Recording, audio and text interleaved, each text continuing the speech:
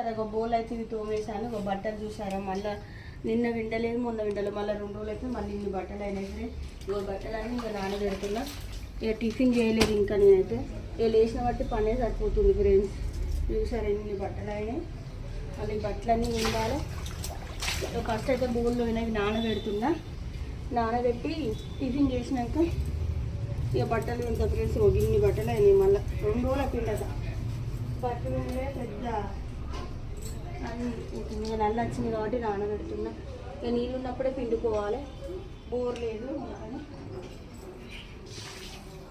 ఇక కాకరకాయలు చూసారా చట్నీ కోసం అయితే కడిగి ఇక నీళ్ళు పడవాలని పెట్టుకున్నా. ఇక దోశ పిండి పట్టిన. ఇక దోశ పిండి ఎందుకంటే ఇప్పుడే పట్టిన కదా కొద్దిగా నానాలని. ఇక టిఫిన్ అయితే ఇదే. ఈలోపు ఇక బట్టలు బోర్లు అయిపోతే టిఫిన్ చేయాలని చూస్తున్నా. లేట్ అవుతుంది ఎందుకంటే ఇవాళ మంగళవారం ఇంకా పూజ ఉన్నది. ఓకే మరొక వీడియోలో వెళ్దాం. Bye bye.